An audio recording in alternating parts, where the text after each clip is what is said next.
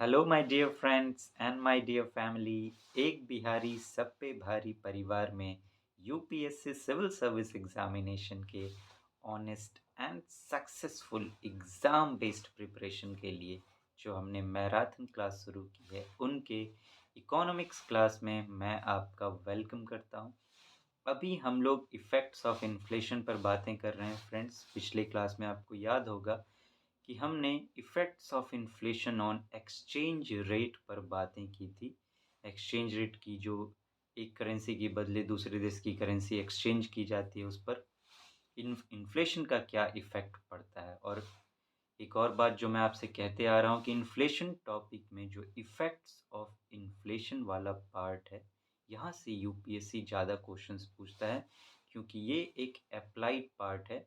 Inflation अपने आप में एक चीज़ है, चीज़ों की कीमतें बढ़ गई, प्रैक्टिकल लाइफ में मार्केट में इसका किस तरह से इफ़ेक्ट पड़ता है, तो उसका प्रैक्टिकल एस्पेक्ट हो जाता है। आज हम लोग बात करेंगे effects of inflation on export and import. कहा जाता है वॉल्यूम ऑफ एक्सपोर्ट इंक्रीजेस। जब इन्फ्लेशन होती है जो, तो वॉल्यूम जो है, जो क्वांटिटी है हमारे प्रोडक्ट्स की, उसका जो एक्सपोर्ट है वो बढ़ जाता है।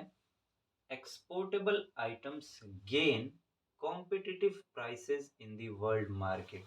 क्यों बढ़ जाता है? क्योंकि हम जो एक्सपोर्ट करते हैं इन्फ्लेशन के टाइम में, उन्हें वर्ल्ड मार्केट में ज़्यादा प्राइस मिलती है, कॉम्पिटिटिवली वो ज़्यादा गेन कर पाता है, लेकिन वैल्यू डिक्रीज कर जाता है। वैल्यू डिक्रीजेस, वॉल्यूम तो इंक्रीज कर रहा है एक्सपोर्ट का, लेकिन वैल्यू डिक्रीज कर जाता है।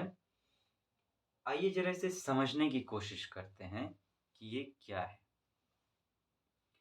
कह रहा है कि वॉल्यूम ऑफ एक्सपोर्ट इंक्रीजेस और वैल्यू डिक्रीजेस। ये कैसे हुआ? इन्फ्लेशन में ऐसा क्या होता है कि वॉल्यूम जो है हमारा, क्वांटिटी जो है एक्सपोर्ट का, वो इंक्रीज कर जाता है। अब देखिए, जैसे हमने एक्सचेंज रेट में बातें की थी, effects of inflation on exchange rate, कि अब देखिए इन्फ्लेशन के दौरान क्या होता है कि चीज़ें महंगी हो गई। आप ज़्यादा पैसे भी देंगे तब भी आपको सामान कम ही मिलेगा।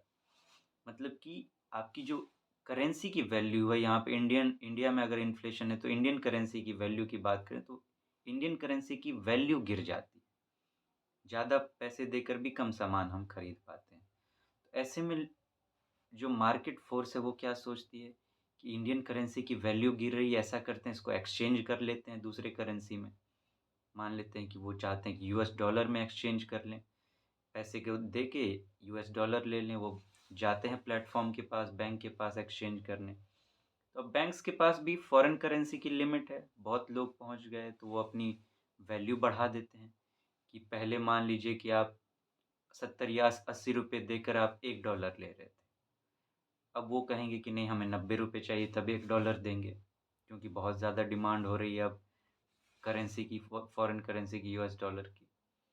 तो इसीलिए अब देखिए क्या होता है कि आपने मान लीजिए उन्होंने रेट बढ़ा दिया, पहले आपको 80 देना पड़ रहा था, अब आपको 90 देना पड़ रहा है, ठीक।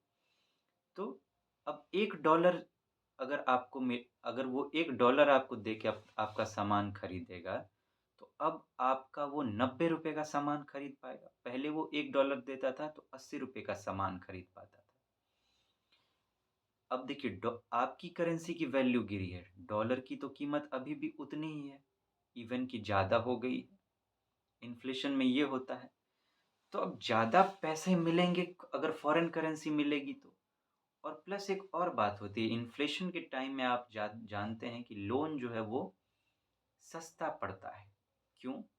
क्योंकि मान लीजिए आपने 100 रुपये लोन लिए, जैसे कि हमने बातें की थी, 100 रुपये लोन लिए नॉर्मल टाइम में, और वापस उसको 100 रुपये दिए आपने, या थोड़ा सा ज़्यादा ही दिया इंटरेस्ट लगा के। तो नॉर्मल टाइम में आपने 100 रुपये दिए तो 100 रुपये का आप सामान खरीद पाएंगे।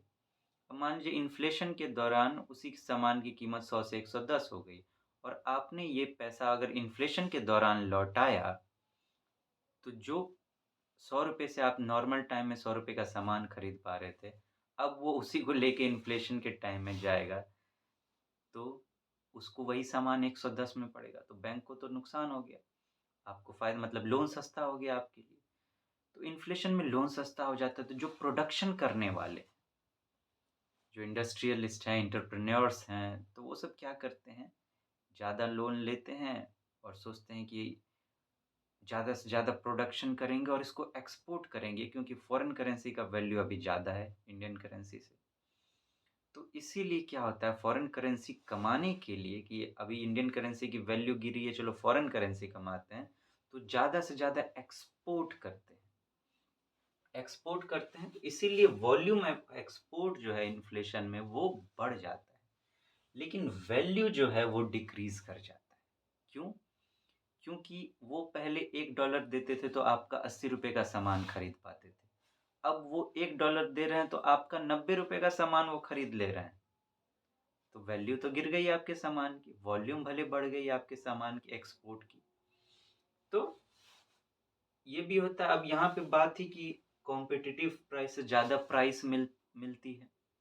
अब देखिए, इन्फ्लेशन के दौरान आपका जो आपको लोन सस्ता पड़ रहा है तो आपने सामान सस्ते बनाए, तो आप उसको एक्सपोर्ट कर रहे हैं, वर्ल्ड मार्केट में जा रहे हैं। तो कॉम्पिटिटिव प्राइस क्यों? क्योंकि वो लोग सोचते हैं कि अब दूसरे देश का, मान लीजिए दो आइटम है, एक इंडिया से गया हुआ है, एक दूसरे देश से आया हुआ है, ठीक? तो वो सोचते हैं कि हम $1 देंगे तो इंडिया का हमें ₹90 का सामान मिलेगा, और वही दूसरे देश का लेने जा रहे हैं तो वो कम का से कम मिल रहा है, तो क्यों ना इंडिया का ही लिया जाए। तो इसीलिए इंडिया के जो वैल्यूज़, जो आइटम्स होते हैं, उनको कॉम्पिटिटिव प्राइस गेन हो जाता है, ज़्यादा प्राइस मिलती है अगर दूसरों से कंपटीशन किया जाए तो। लेकिन वैल्यू डिक्रीज़ कर जाती है, जैसे हमने बात की। एक्सपोर्ट इनकम इंक्रीज़, एक्सपोर्ट करने से जो इनकम होती है वो बढ़ जाती है। क्यों? क्योंकि आपकी सामान सस्ती पड़ रही है वर्ल्ड मार्केट में, तो लोग ज़्यादा से ज़्यादा आपके सामान को खरीद रहे हैं, तो आपको ज़्यादा से ज़्यादा पैसे भेज रहे हैं।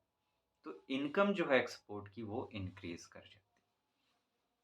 इसी की ठीक उल्टा बात करें इंपोर्ट पर, तो क्या होता है, lower imports, foreign goods become costlier. Import घट जाता है हमारा। क्यों? क्योंकि फॉरेन गुड्स जो हैं, अब हम इंपोर्ट करेंगे तो फॉरेन के सामान का इंपोर्ट करेंगे, तो फॉरेन का सामान लेने में हमें क्या होगा, फॉरेन करेंसी देना पड़ेगा। लेकिन अभी हो क्या रहा है इन्फ्लेशन के दौरान, कहाँ पहले ₹80 देते थे, $1 मिल जाती, अभी उन्होंने रेट बढ़ा दिया क्योंकि ज़्यादा डिमांड हो गई, तो ₹90 हमें देने पड़ रहे हैं। तो हम ₹90 दे के $1 लेंगे और फिर जाके सामान खरीदेंगे, फॉरेन गुड खरीदेंगे, तो हमें महँगा पड़ा या नहीं?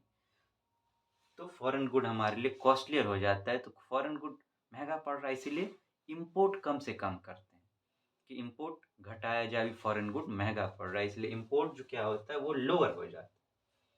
लेकिन कुछ ऐसे आइटम्स हैं जिनका इम्पोर्ट किए बिना बात बनेगी नहीं।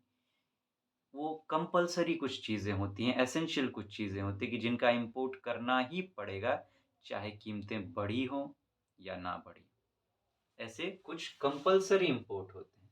इन कंपल्सरी इम्पोर्ट, जैसे कि ऑयल, आप ऑयल मँगाएँगे ही, बिना पेट्रोलियम ऑयल के गाड़ियाँ कैसे चलेंगी? वो तो और इंडिया के पास अपनी रिज़र्व्स तो है नहीं, उसे इम्पोर्ट पर डिपेंड करना पड़ता है ऑयल के लिए। ड्रग्स, मेडिसिन्स, दवाइयाँ, ये भी आप मँगाएँगे ही, ये चीज़ें तो एसेंशियल हैं। तो होता क्या है कि कंपल्सरी इंपोर्ट करने में जो हमें पैसा देना पड़ता है, अब बहुत तेल, इंडिया करीब 80 टू 85% डिपेंडेंट है दूसरे देशों पर ऑयल के लिए। तो करने में क्या होता है कि loses more foreign currency instead of saving it. अब इन्फ्लेशन के दौरान क्या हुआ कि मान लीजिए जहाँ एक्सपोर्ट करके ज़्यादा कमा रहे थे, फॉरेन करेंसी ज़्यादा से ज़्यादा आ रही थी इंडिया में, लेकिन कुछ ऐसा इम्पोर्ट करना पड़ रहा है हम लोग को कंपल्सरी, जिसमें जितना हमने कमाया उससे ज़्यादा देना पड़ता है। क्यों? क्योंकि ये करने के लिए, इम्पोर्ट करने के लिए तो आपको तो देना तो होगा फॉरेन करेंसी ही। तो कुछ ऐसे आइटम्स हैं जहाँ आप ₹90 दे के फॉरेन करेंसी $1 लेने को तैयार नहीं थे। लेकिन इनके लिए तो आपको वही काम करना ही पड़ेगा, क्योंकि इनकी पेमेंट आपको डॉलर में, मतलब फॉरेन करेंसी में ही करनी पड़ेगी। तो यहाँ तो आप देने के लिए मजबूर हो जाएँगे ₹90 दे के $1, और इतना इसमें तो बहुत मँगाना पड़ता है। आप जानते हैं इंडिया को कितना ऑयल की ज़रूरत पड़ती है।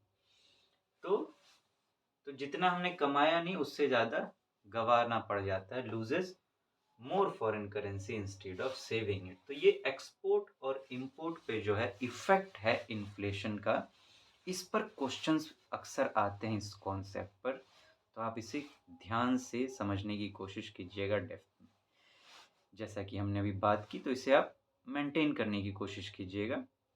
आप एक बार आराम से सुन लेंगे तो चीज़ें समा जाएँगी। तो फ्रेंड्स फिर मिलते हैं हम लोग और बातें करेंगे, आगे देखेंगे और टॉपिक्स को। Thank you so much, have a nice day. Thank you.